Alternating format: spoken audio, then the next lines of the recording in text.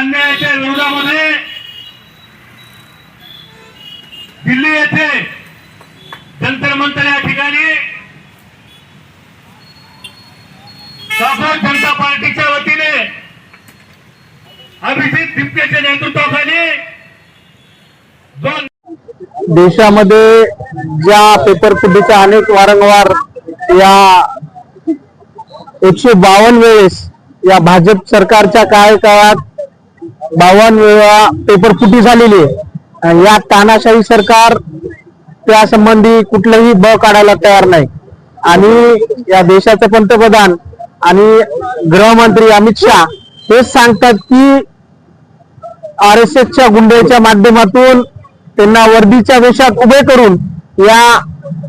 आमच्या देशाच्या तरुण पिढीवर हल्ला करण्याचं धाडस हे भाजप सरकारच्या वतीने वेळोवेळी झालेले आणि यापुढेही होत राहणार आहे। त्यामुळे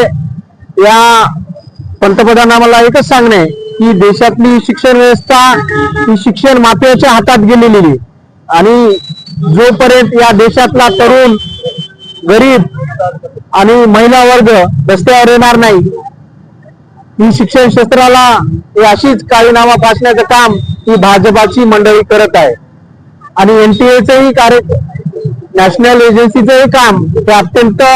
निर्दयपणे आहे। कारण की TAT घोटाळा असो MPSCचा पेपर लीक असो पुनश्च एकदा आता मार्क आपण पाहिले असतील नीटच्या माध्यमातून की कोणाला हॉल तिकीट मध्ये चुकी कोणाला मार्क कमी जास्त तर अक्षरशः विद्यार्थ्याच्या 37 कोटी विद्यार्थ्याच्या भविष्याची खेळणारं हे भाजप सरकार आहे। ते राज्याचे माजी मुख्यमंत्री म्हणतात की लोकसभेमध्ये तुम्ही गोंधळ करत आहेत, हे गोंधळ नसून या भाजप सरकारनं 15 वर्षात या देशाची वाट लावली आणि या देशाला चालवणारे 2 अडाणी आणि अंबानी ही लोके आहेत आणि हा देश त्यांच्या हातातच आहे आणि हे पंतप्रधान हे अमित शाह बस म्हणलं तर बसणारे आहेत आणि उठ म्हणलं तर हा सेठजी म्हणणारा हा कार्यक्रम या अडाणी आणि अंबानीकडून चालवलेला आहे। या देशात लवकरात लवकर धर्मेंद्र प्रधानचा राजीनामा झाला पाहिजे आणि आता जी मीडियामध्ये बातमी चालू आहे आम्ही त्याचं स्टेटमेंट बघितलं नाही कारण की शिक्षण मंत्र्यानं स्वतःचं स्टेटमेंट जाहीर करावं मी राजीनामा पाठवला अमुक पंतप्रधानाकडे त्यावर आमचं कुठलंही त्यांच्यावर विश्वास नाही आणि म्हणून एकदा म्हणणं माझं आहे की त्यांनी मीडिया समोर येऊन आपलं धांदल खोटं जे काही मांडायचे ते काम या भाजपाच्या वतीनं नेहमी 15 वर्ष या कार्यकाळात चालले आणि एकीकडे सांगतात की राज्याचे देवेंद्र फडणवीस ती म्हणतायत की राज्यामध्ये विद्यार्थ्यांना अर्बन नक्सलाइट म्हणून